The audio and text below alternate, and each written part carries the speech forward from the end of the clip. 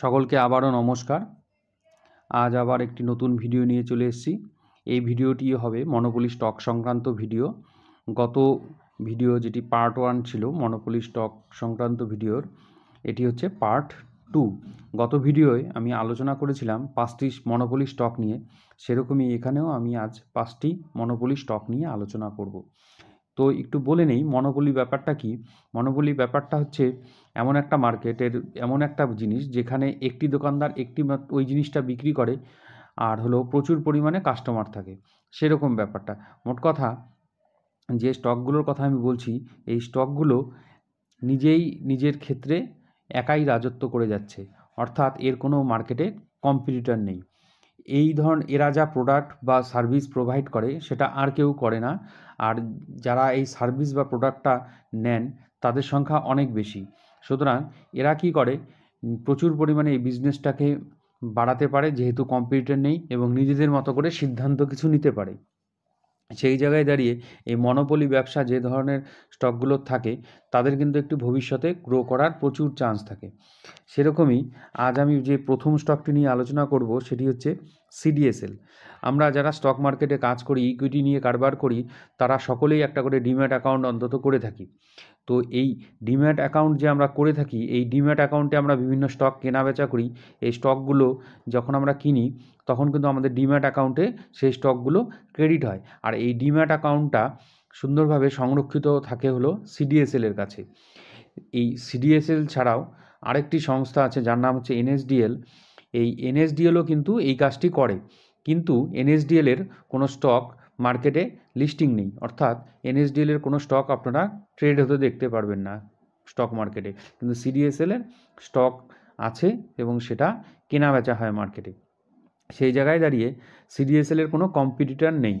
ভারতবর্ষে জনসংখ্যা 140 কোটি হওয়ার সত্ত্বেও মাত্র এখনও লেটেস্ট জুন মাসের ডাটা অনুসারে 16.2 crore ডিম্যাট অ্যাকাউন্ট আছে, অর্থাৎ ডিম্যাট অ্যাকাউন্টের সংখ্যা কিন্তু এখনও খুব কম, যার মধ্যে 12 crore হলো সিডিএসএলের আন্ডারে ডিম্যাট অ্যাকাউন্ট। এবার আর 4 crore মতো ডিম্যাট অ্যাকাউন্ট মেনটেন হয় এনএসডিএলের দ্বারা।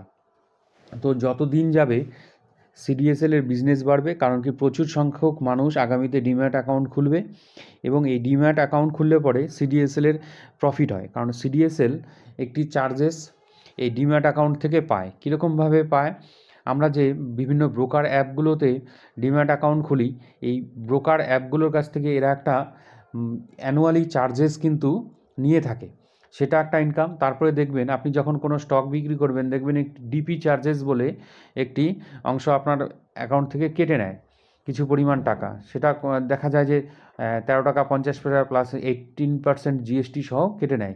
এই যে চার্জেসটা আপনার ডিপি চার্জেস হিসাবে কেটে নেয়, সেটা কিন্তু সম্পূর্ণরূপে সিডিএসএল পেয়ে থাকে। অর্থাৎ যত বেশি ডিম্যাট অ্যাকাউন্ট হবে, যত বেশি শেয়ার ট্রেড হবে, যত বেশি কেনা বেচা হবে, সেই জায়গায় কিন্তু সিডিএসএলের তত বেশি প্রফিট হবে। তো আগামীতে যদি ডিম্যাট অ্যাকাউন্টের সংখ্যা বেড়ে যায়, তাহলে সিডিএসএলের ব্যবসাটা বাড়বে। তো সেই জায়গায় দাঁড়িয়ে সিডিএসএল একটি গুরুত্বপূর্ণ অংশ নিয়ে কিন্তু শেয়ার মার্কেটে এক্সিস্ট করছে। তো সিডিএসএল যে কোম্পানিতে আছে, সেটি মার্কেট ক্যাপ এখনও পর্যন্ত দেখুন মার্কেট ক্যাপ আছে 29,989 কোটি টাকা, এবং এর স্টক পি 62.5, এর ডিভিডেন্ড ইল্ড দেখুন 0.66%, ডেট টু ইকুইটি রেশিও 0, যেটা কিন্তু একটা ইন্টারেস্টিং বিষয়। তো ইপিএস দেখুন 23। তারপরে এখানে দেখুন এর হলো সেলস গ্রোথ 62.9, এর প্রফিট গ্রোথ 64.4। তো ফ্রি ক্যাশ ফ্লো দেখুন 313 crore, ডেপ্ট শুধুমাত্র 1.36 crore, প্রোমোটার হোল্ডিংয়ে কোনো চেঞ্জেস নেই। সেই জায়গায় দাঁড়িয়ে দেখা যাচ্ছে যে সিডিএসএল কিন্তু একটি মোটামুটি ফান্ডামেন্টালি ভালোই স্ট্রং, কিন্তু শুধু ফান্ডামেন্টালি স্ট্রং শুধু না, এর মধ্যে ফিউচারে যে গ্রোথ হওয়ার প্রবাবিলিটি সেটাই বেশি গুরুত্বপূর্ণ। কারণ কি, ফান্ডামেন্টাল যেরকমই হোক, কিন্তু ভবিষ্যতে যে এই স্টকটি গ্রো করবে এবং এর এই যে সেলস গ্রোথ এবং প্রফিট গ্রোথ দেখলে কিন্তু বোঝা যাচ্ছে। সুতরাং এর একটি ফিউচারে ভালো জায়গায় যাওয়ার একটা কিন্তু চান্সেস আছে। সুতরাং এই স্টকটি নিয়ে আপনারা একটু স্টাডি করতে পারেন। যেহেতু একটি মনোপলি স্টক, এর যারাই ডিম্যাট অ্যাকাউন্ট খুলুক এর আন্ডারে যেতে হবে, কারণ সেটা একটা এর ক্ষেত্রে সবসময় লাভজনক হবে। আর ভারতবর্ষের যা জনসংখ্যা আর শেয়ার মার্কেট সম্পর্কে মানুষের যা ইন্টারেস্ট, আগামীতে সেই ইন্টারেস্টটা ডে বাই ডে বাড়বে এবং আপনার পোর্টফোলিওতে যদি এই স্টকটি থাকে, পোর্টফোলিও কিন্তু গ্রো করবে। দ্বিতীয় যে স্টকটি নিয়ে আমি আলোচনা করব সেটি হচ্ছে বিএসই। বিএসই অর্থাৎ বোম্বে স্টক এক্সচেঞ্জ। এটিও একটি মনোপলি স্টক। যেহেতু আমরা যে স্টকগুলো কেনাবেচা করি সেই স্টকগুলো আমরা কিনি, কিন্তু আমাদের শেয়ার মার্কেটে দুটো দোকান আছে, একটি হলো এনএসই আর একটি হলো বিএসই। তো এখানেও ওই এনএসডিএল আর সিডিএসএল এর যে কথা বললাম, এনএসডিএল এর কোনো স্টক কিন্তু মার্কেটে লিস্টিং নেই, সেরকম এনএসিরও কোনো স্টক মার্কেটে লিস্টিং নেই, অনলি বিএসসিরই স্টক মার্কেটে লিস্টেড রয়েছে। সুতরাং এখানেও এই একাই রাজত্ব করছে। আমরা যখন কোনো স্টক কিনি, যদি বিএসসি থেকে কিনি তখন কিন্তু বিএসসির প্রফিট হয়। এই বিএসসিতে লিস্টেড স্টকের সংখ্যা কিন্তু এনএসসি থেকে অনেক বেশি। এখন লেটেস্ট ডাটা অনুসারে অ্যাপ্রক্সিমেট 5309টি স্টক কিন্তু বিএসসিতে লিস্টেড রয়েছে, আর এনএসসিতে হয়ে যাচ্ছে 2266টা। সুতরাং বুঝতেই পাচ্ছেন এখানে একটা হিউজ কোয়ান্টিটির স্টক কিন্তু রয়েছে বিএসসির আন্ডারে। এদের দোকানে প্রচুর পরিমাণে স্টক কিন্তু যেগুলো কেনাবেচা হয়। সুতরাং এই স্টক এক্সচেঞ্জ একটা কিন্তু ভারতীয় স্টক বাজারে একটা গুরুত্বপূর্ণ ভূমিকা আছে। যেখানে আপনি স্টক কেনাবেচা করুন, কিছু কিছু স্টক আপনাকে বিএসসি থেকেই নিতে হবে। কারণ কি, বিএসসির কিছু লিস্টেড স্টক এনএসসিতে নেই, এরকম কিছু আছে। আবার এনএসসিতে যেগুলো আছে সেগুলো অনেক সময় দেখা যায় বিএসসিতেও আছে। হ্যাঁ, কিন্তু এর যে স্টকের পরিমাণ 5309টি স্টক, এটা কিন্তু একটি বিশাল ব্যাপার। সেই জন্য বিএসসি একটি ফিউচারিস্টিক স্টক এবং এই স্টকটি মার্কেট ক্যাপিটালাইজেশন 38,347 crore, যার বৃদ্ধি পাওয়ার প্রচুর সম্ভাবনা আগামীতে আছে। এটা একটা বিষয়। তারপরে এর এই সেলস গ্রোথ, প্রফিট গ্রোথ দেখুন, মারাত্মক আকার 102%, প্রফিট গ্রোথ 130%। এটা কিন্তু খুব ভালো বিষয়। যেখানে ডেপ্ট দেখুন 0.02 crore, ফ্রি ক্যাশ ফ্লো প্রচুর পরিমাণে আছে কোম্পানিটার কাছে 2711। তা যত স্টক আপনারা কেনাবেচা করবেন, দোকানে যেতে হবে, সেই দোকান দুটো, এনএসি আর বিএসসি। আর বিএসসিতে প্রচুর স্টক আছে, এনএসিতে অনেক কম স্টক আছে, তার মানে বিএসসির বিজনেস অনেকটা বড় আকার। সেই জায়গায় যদি ভবিষ্যতের কথা ভাবেন তাহলে এই স্টকটি কিন্তু আপনার পোর্টফোলিওতে অ্যাড করতে পারেন। এখানে দেখুন এই স্টকটির ইপিএস দেখুন 44.4, debt to equity ratio 0, return on equity 15.2, যেটা ভালো। Stock P R industry P প্রায় কাছাকাছি এক পারই আছে। সেই জায়গায় দাঁড়িয়ে বিএসসি কিন্তু আপনারা আপনাদের পোর্টফোলিও অ্যাড করতে পারেন। এটা যদিও আপনাদের নিজস্ব ডিসিশন, আমার মতে মনে হয় এই স্টকটি যেহেতু একটি মনোপলি স্টক, সেটা আপনি আপনার পোর্টফোলিও রাখতে পারেন। তো নেক্সট যে স্টকটি আছে সেটা নিয়ে আলোচনা করি। সেই স্টকটি হলো এমসিএক্স। এমসিএক্স হলো multi commodity exchange of India. এটি কমোডিটি ডেরিভেটিভ এক্সচেঞ্জ, অর্থাৎ বিভিন্ন রকমের পণ্যর যে ডেরিভেটিভসগুলো আছে সেগুলো এখানে কেনাবেচা হয়। তার মানে বিভিন্ন রকম পণ্য বলতে আমরা কী বুঝছি, gold, silver, zinc, aluminium, copper, lead, rubber, cotton, wheat, castor seed, maize, spices, এই ক্রুড অয়েল, এই যে বিভিন্ন জিনিসগুলো, এগুলোর ডেরিভেটিভগুলো এখানে কেনাবেচা করা হয়। তো এইখানে যে ডেরিভেটিভগুলো কেনাবেচা করা হয়, সেরকমই এমসিএক্সের মতো আরেকটি কমোডিটি এক্সচেঞ্জ আছে, সেটি হচ্ছে এনসিডিএক্স, যেখানে শুধু খালি এগ্রিকালচারাল প্রোডাক্টটা কেনাবেচা হয়। সেই জায়গায় দাঁড়িয়ে এমসিএক্সের জায়গাটা কিন্তু অনেকটা বড়, কারণ এখানে বিভিন্ন ধরনের কিন্তু প্রোডাক্ট কেনাবেচা হয়। এটি একটি ইলেকট্রনিক এক্সচেঞ্জ, যেখানে ডিজিটালি এই ডেরিভেটিভগুলো কেনাবেচা হয়। এর মার্কেট ক্যাপিটালাইজেশন এখনও পর্যন্ত 26,432 কোটি মাত্র। এর থেকে অনেক বাড়ার সম্ভাবনা এর মধ্যে রয়েছে। কারেন্ট প্রাইস দেখতে পাচ্ছেন 5,183। তারপরে এর ডিভিডেন্ড ইল্ড মোটামুটি, এর ডেপ টু ইকুইটি রেশিও দেখুন 0, ইপিএস কত সুন্দর 34.2, ইন্ডাস্ট্রি পি 64.4 রয়েছে এর।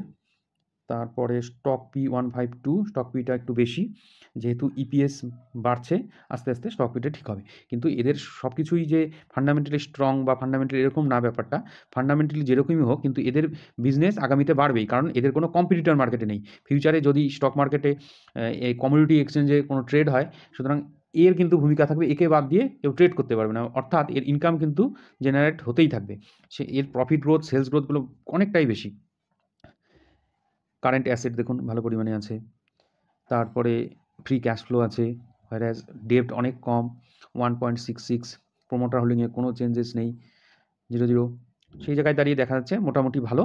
এবং এর যেহেতু ফিউচার ওরিয়েন্টেড বিজনেস, ফিউচারে একটা গ্রোথ হওয়ার সম্ভাবনা রয়েছে এবং এর বিকল্প কিচ্ছু নেই, সুতরাং এ বিজনেস করবে এবং এর গ্রোথ হবেই। আর এটি একটি গভর্নমেন্ট অর্গানাইজেশন, হ্যাঁ এটা কিন্তু গভর্নমেন্ট অর্গানাইজেশন, আগের দুটো যেটা বললাম সেখানে কিন্তু গভর্নমেন্ট না, ওখানে কিন্তু ব্যাপারটা কয়েকটা সংস্থা মিলে চালায়, কিন্তু এমসিএক্সটা কিন্তু পুরোপুরি গভর্নমেন্ট অর্গানাইজেশন। দেন যে স্টকটি আছে সেটা নিয়ে একটু আলোচনা করি। এরপরে যে স্টকটি আছে এটা হলো হিন্দুস্তান জিঙ্ক।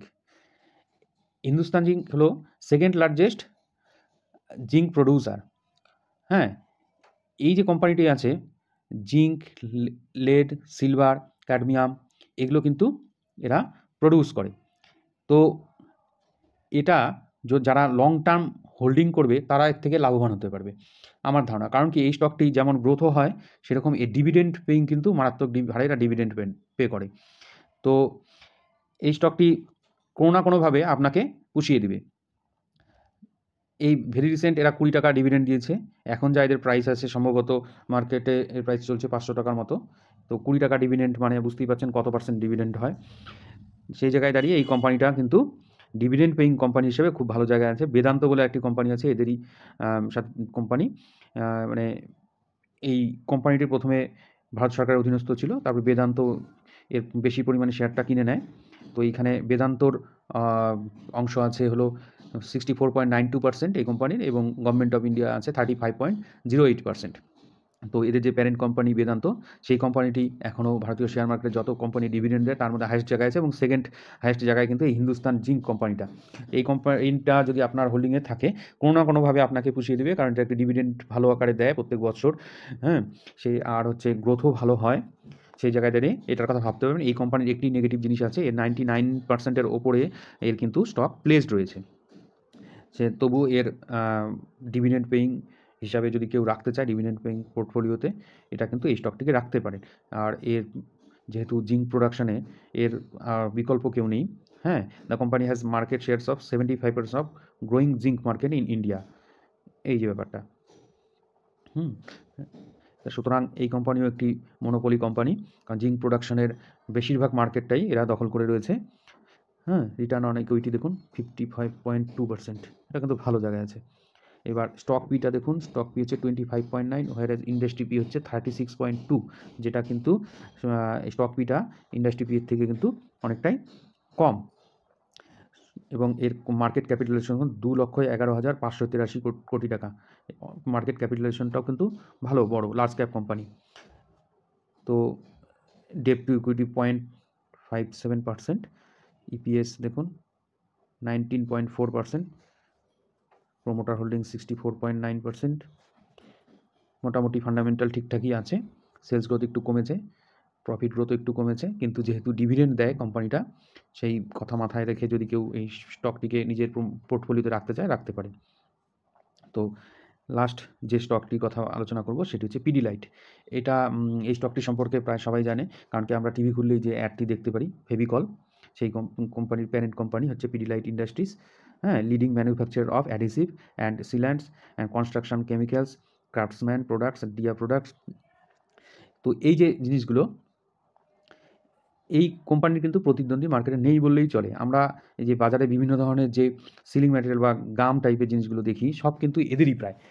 দেখবেন এই যে M seal, water leakage, Fevikwik, Fevistik, তারপরে ডক্টর ফিক্সিট যেটা বিল্ডিংয়ের কাজে ব্যবহার হয়, সিমেন্টের সাথে ব্যবহার করা হয়, বিভিন্ন এই যে অ্যারালডাইট, মার্বেল টাইলস এখানে ব্যবহার করা হয় জয়েন্টের ক্ষেত্রে। তারপরে ফেভিকল তো আপনারা জানেনই, বিভিন্ন রকমের যে প্রোডাক্টগুলো আছে এই কোম্পানি কিন্তু বেশিরভাগ শেয়ারটাই কিন্তু দখল করে আছে। এটি একটি লার্জ ক্যাপ কোম্পানি, 1,58,855 crore এর মার্কেট ক্যাপিটালাইজেশন। তো এর ইপিএস দেখুন 36। তারপরে ডেপ্ট হচ্ছে 382 crore। তারপরে ফ্রি ক্যাশ ফ্লো দেখুন ভালো। দেন এর হলো সেলস গ্রোথ 4.43, প্রফিট গ্রোথ 35.3, ডেপ্ট টু ইকুইটি রেশিও 0.05। আমরা জানি ডেপ্ট টু ইকুইটি রেশিও যদি 0.25-এর নিচে হয় সেই কোম্পানিটি খুবই ভালো। সেই জায়গায় দাঁড়িয়ে কোম্পানিটি ভালো জায়গায় আছে। ডিভিডেন্ড yield যথেষ্ট 0.51। তো এই জিনিসগুলো কিন্তু দেখে মনে হচ্ছে কোম্পানিটির ফান্ডামেন্টাল কিন্তু ভালোই strong. Return on equity 22.8, ROC 29.7। তো এই স্টকটি একটি মনোপলি স্টক। কারণ কি, আমরা মার্কেটে যে কাঠ, তারপরে মার্বেল, টাইলস, বিভিন্ন ধরনের যে কাজগুলো করি, এই কাজে কিন্তু এর একটি গুরুত্বপূর্ণ ভূমিকা আছে। হ্যাঁ, তারপরে কাঠের আসবাবপত্রে ব্যবহার করা হয়, বিভিন্ন কাজে এদের প্রোডাক্ট কিন্তু ব্যবহৃত হয়। আমাদের দৈনন্দিন জীবনে এর একদম গুরুত্বপূর্ণ একটি ভূমিকা আছে। সেই জন্য এই স্টকটি কিন্তু একটি মনোপলি স্টক এবং ফিউচারে এই স্টকটি ভালো গ্রোথ করার সম্ভাবনা আছে। হ্যাঁ, সেই জায়গায় দাঁড়িয়ে আপনি আপনার পোর্টফোলিওতে এই স্টকটিকে রাখতে পারেন, যদিও এটা আপনার নিজস্ব বিবেচনার বিষয়। তো আজ ভিডিওটি এখানেই শেষ করব। এরপরে নেক্সট ভিডিও যেটা আসবে সেটার অপেক্ষায় আপনারা থাকবেন এবং আশা করি এরপরে আমি আরেকটি নতুন কিছু টপিক নিয়ে, নতুন কোনো বিষয় নিয়ে ভিডিও করব। ভিডিওটি লাইক করবেন, কমেন্ট করবেন, ভালো লাগলে শেয়ার করবেন। এখানে যে স্টকগুলি নিয়ে আলোচনা করা হলো সেই স্টকগুলো আমি কোনো বাই সেল রেকমেন্ডেশন করছি না বা হোল্ড রেকমেন্ডেশন করছি না। আপনারা স্টাডি করবেন। যা কিছু বলা হলো, যা কিছু দেখানো হলো, সব কিছুই এডুকেশনাল পারপাস। আপনারা নিজের ফিনান্সিয়াল অ্যাডভাইসারের কাছ থেকে সাজেশন নিয়ে ইনভেস্ট করবেন, নিজেরা স্টাডি করে ইনভেস্ট করবেন, নিজেরা শিখুন এবং ইনকাম করুন, প্রফিটেবল জায়গায় থাকুন। ধন্যবাদ, ভালো থাকবেন।